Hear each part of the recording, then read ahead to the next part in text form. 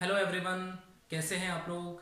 तो tenth class में हम जो है पिछली क्लास में डिस्कस कर रहे थे सेकंड चैप्टर, और उसमें ब्लड का हम कंपोजिशन डिस्कस कर रहे थे। ठीक है, तो उसमें हमने प्लेज्मा कंप्लीट कर लिया था और आरबीसीज हमने कंप्लीट कर ली थी। प्लेटलेट्स के बारे में हम डिस्कस कर रहे थे। तो प्लेटलेट्स क्या होती हैं, जो प्लेटलेट्स क्या होती है जिनको अपन थ्रोम्बोसाइट्स भी बोलते हैं, और ये जो है क्या करती हैं, ब्लड क्लॉटिंग में हेल्प करती हैं। ठीक है, जब कभी इंजरी हो जाती है तो उस इंजरी की जो बॉडी का जो पार्ट है वहाँ पे क्या होता है कि ब्लीडिंग को रोकने के लिए ये सेल्स क्या करती हैं, ब्लड को क्लॉट करती है। ब्लड को क्लॉट करने का मतलब है उसको जमा देती है वहाँ पे। ठीक है, क्लॉट कर देती है। तो उससे क्या होता है कि ब्लीडिंग रुक जाती है। ठीक है, जैसे कि हम देखते हैं कि हल्की सी अगर कभी जो है सुई या फिर कोई नुकीली चीज़ हमारी स्किन में जो है चली गई है और उसके बाद में ब्लीडिंग होने लगती है, तो ब्लीडिंग थोड़ी देर तो होती है, उसके बाद में क्या हो जाती है, खुद ही रुक जाती है। तो वो क्यों होता है, क्योंकि हमारी ब्लड में जो है सेल्स होती हैं कौन सी, प्लेटलेट्स, जो क्या करती हैं, ब्लड को क्लॉट कर देती है। ठीक है, ब्लीडिंग को रोकती है। तो ये आप ध्यान रखें, और ये इसका मेन फंक्शन है। अब हम डिस्कस करेंगे डब्ल्यूबीसीज। व्हाट इज डब्ल्यूबीसीज? तो देखें, white blood cells, WBC. White blood cells are colourless cells without haemoglobin. ठीक है, यानी ये क्या होती हैं, कलरलेस होती हैं, यानी इनमें हीमोग्लोबिन नहीं होता। आरबीसीज की सरफेस पे हीमोग्लोबिन प्रोटीन होता है, इसलिए जो है वो कैसी होती हैं, रेड कलर, मतलब रेड कलर इसीलिए ब्लड का होता है। ठीक है, they are the largest cell of blood. Blood की जो है लार्जेस्ट सेल कौन सी होती है, डब्ल्यूबीसीज, यानी तीनों सेल्स में से सबसे लार्जेस्ट कौन होती है, डब्ल्यूबीसीज। और अगर आपको ध्यान हो तो बॉडी की लॉन्गेस्ट सेल कौन सी होती है, न्यूरॉन्स होती है। ठीक है, जो कि हम जब नर्वस सिस्टम पढ़ेंगे तब मैं आपको बता दूंगा। फिर है, दे fight against the infections and protect the body from foreign particles. Foreign particles होते हैं जर्म्स एंड बैक्टीरियाज। ठीक है, पैथोजेंस जिनको बोलते हैं वो क्या होते हैं, फॉरेन पार्टिकल्स। उनको अपन यहाँ पे नाम क्या दे रहे हैं, foreign particles. They fight against the infections and protect the body from foreign particles, मतलब फॉरेन पार्टिकल से हमारी बॉडी को बचाती है, पैथोजन से हमारी बॉडी को बचाती है, जर्म्स और बैक्टीरिया से जो है हमारी बॉडी को प्रोटेक्ट करती है। इसलिए जो है इनको अपन क्या बोलते हैं, सोल्जर सेल्स ऑफ बॉडी। क्या बोलते हैं, सोल्जर सेल्स ऑफ बॉडी। यानी ये क्या करती हैं, जो भी बाहर से कोई फॉरेन पार्टिकल जो हमारी बॉडी के लिए हार्मफुल है, ठीक है, पैथोजेंस इनको बोलते हैं, बैक्टीरिया, वायरस, जर्म्स वगैरह हो गए, उनसे हमारी बॉडी को प्रोटेक्ट करने का सबसे पहले काम कौन करती है, डब्ल्यूबीसीज करती है। ठीक है, डब्ल्यूबीसी सबसे पहले उसको रोकने का काम करेगी। तो जैसे ही कोई वायरस, कोई इन्फेक्शन बाहर से आता है, कोई बैक्टीरिया बाहर से आता है, कोई हार्मफुल पैथोजन बाहर से आता है, ये डब्ल्यूबीसीज उसको रोकने का काम करती है। ठीक है, सबसे पहले उस पर अटैक करती है। ठीक है, सबसे पहले उसको रोकने का काम कौन करती है, डब्ल्यूबीसीज। इसीलिए इनको अपन बोलते हैं सोल्जर सेल्स ऑफ बॉडी। ये जो है पैथोजन से लड़ती हैं। ठीक है, ये आप बात ध्यान रखें। फिर है तो ये आप ध्यान रखेंगे, they fight against the infection, they are the soldier cells of human body, मतलब इसीलिए इनको अपन क्या बोलते हैं, soldier cells of human body कहते हैं। They are also called leucocytes, इनको अपन ल्यूकोसाइट्स भी बोलते हैं। जैसे कि हम आरबीसीज को बोल रहे थे एरिथ्रोसाइट्स, प्लेटलेट्स को बोल रहे थे थ्रोम्बोसाइट्स, एंड इनको अपन क्या बोलेंगे, ल्यूकोसाइट्स। क्या बोलेंगे, ल्यूकोसाइट्स बोलेंगे। ठीक है बच्चे, तो ये आप ध्यान रखें। There are about 4000 to 11,000 WBCs in per cubic millimetre of blood. Blood की जो है पर क्यूबिक मिलीमीटर में जो है कितनी WBCs होती हैं, 4000 to 11,000 WBCs होती हैं।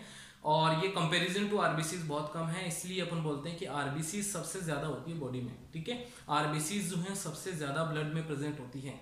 तो ये आप ध्यान रखें। फिर अब एक और बात यहाँ पे ध्यान रखनी है कि nucleus is present in the डब्ल्यूबीसीज। जब हमने पढ़ा कि आरबीसी और प्लेटलेट्स जो हैं उनकी जो सेल होती है, वो जो सेल्स होती हैं उनमें न्यूक्लियस प्रेजेंट नहीं होता। ठीक है, उनकी जो वो सेल है उनमें क्या होता है, न्यूक्लियस प्रेजेंट नहीं होता, लेकिन डब्ल्यूबीसी में प्रेजेंट होता है। ठीक है, डब्ल्यूबीसी ऐसी ब्लड सेल्स हैं जिनमें न्यूक्लियस प्रेजेंट होता है। They develop immune system of human body. ठीक है,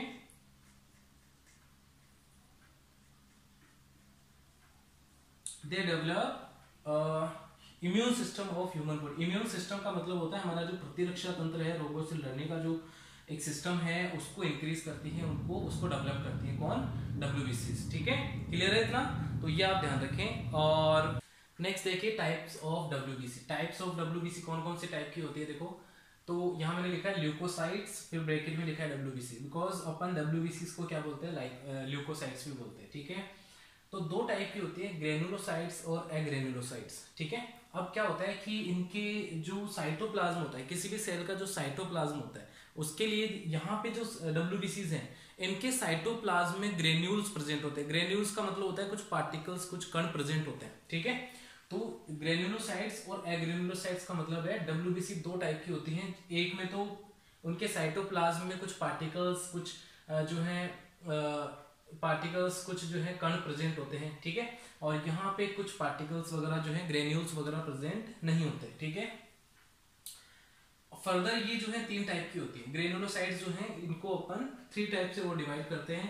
पहली है न्यूट्रोफिल, ठीक है, न्यूट्रोफिल्स, इओसिनोफिल्स एंड बेसोफिल्स, ठीक है। तो तीन टाइप की होती है ग्रेनुलोसाइट्स, थ्री टाइप की होती हैं, neutrophils, eosinophils and basophils. Clear है यहाँ? अब देखिए न्यूट्रोफिल्स जो है ये क्या होती है, मोस्ट अबेंडेंट लिखा हुआ है, इसका मतलब है ये डब्ल्यूबीसी सबसे ज्यादा प्रेजेंट होती है। न्यूट्रोफिल्स सबसे ज्यादा प्रेजेंट होती है, मतलब जो जितनी भी डब्ल्यूबीसीज हैं उनमें से सबसे ज्यादा कौन होती है, न्यूट्रोफिल्स होती हैं। 60 to 65% जो है न्यूट्रोफिल्स होती है। ये फेगोसाइटिक होती है। फेगोसाइटिक का मतलब होता है, बच्चों सुन ला, फेगोसाइटिक का मतलब होता है कि जब भी पैथोजन हमारी बॉडी में जो है एंटर करता है, तो सबसे पहले जो है जो फाइट करती है, उनसे जो फाइट जो डब्ल्यूबीसी उनसे फाइट करती है, वो होती है फेगोसाइटिक, ठीक है। उनको मारने का काम करती है, ठीक है ना। तो ये फेगोसाइटिक होती है, यानी ये जो है जो पैथोजन्स आ रहे हैं, फॉरेन पार्टिकल्स हैं, बैक्टीरिया, वायरस जो भी हैं, उनको किल करने का काम करती है, उनसे लड़ने का काम करती है कौन, न्यूट्रोफिल्स, ठीक है। इसलिए इनको लिखा हुआ है, इनको लिखा है फेगोसाइटिक। फेगोसाइटिक का मतलब ये होता है। इओसिनोफिल्स क्या होती हैं, इओसिनोफिल्स जो है एलर्जिक रिएक्शंस के लिए हेल्पफुल होती हैं। फिर है बेसोफिल्स, बेसोफिल्स का मतलब, बेसोफिल्स जो है सबसे कम होती है, ठीक है। लीस्ट अबेंडेंट का मतलब हो गया कि ये ब्लड में जो है डब्ल्यूबीसी सबसे कम होती है, 0.5 to 1% ही होती है।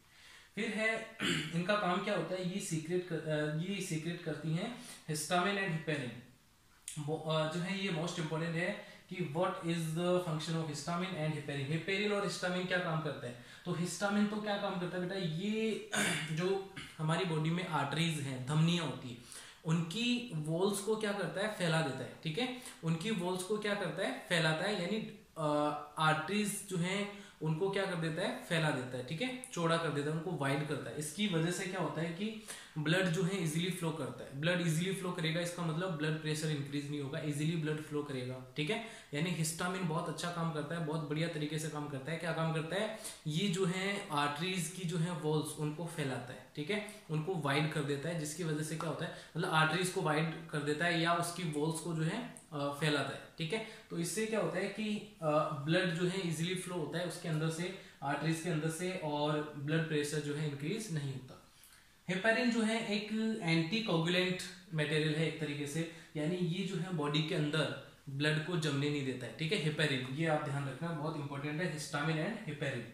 हेपेरिन जो है ये एंटी कोगुलेंट है, मतलब बॉडी में जो है ब्लड को जमने नहीं देता है, और हिस्टामिन जो है ये आर्टरीज को फैलाता है, ठीक है, क्लियर है। फिर है एग्रेनुलोसाइट, दो टाइप की होती हैं, लिम्फोसाइट्स एंड मोनोसाइट्स, ठीक है, लिम्फोसाइट्स एंड मोनोसाइट्स।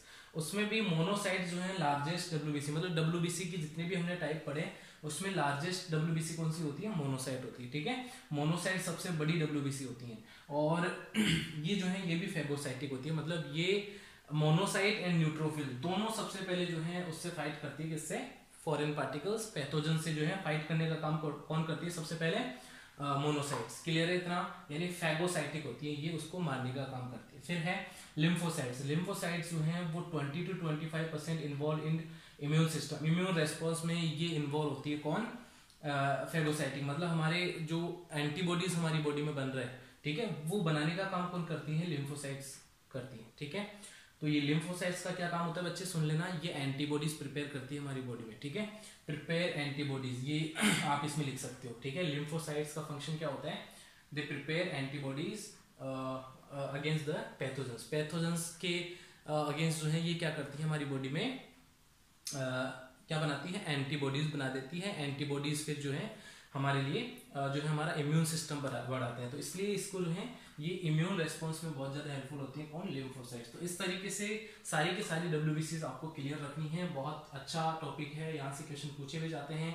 क्लियर है इतना, तो ये आप ध्यान रखेंगे। नेक्स्ट है फंक्शंस ऑफ ब्लड। ब्लड के क्या फंक्शंस होते हैं ओवरऑल अपन ने जब देखा ये, तो इसमें हमें क्या पता चलता है कि ब्लड ओवरऑल क्या फंक्शन करता है।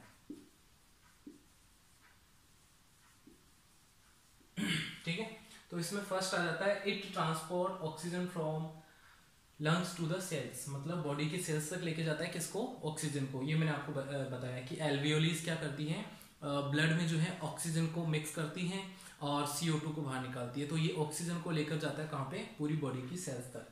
It carries CO2 a waste product to the lungs, मतलब सेल्स से वापस लेकर आता है किसको, CO2 को, ठीक है, जो कि एक वेस्ट प्रोडक्ट है।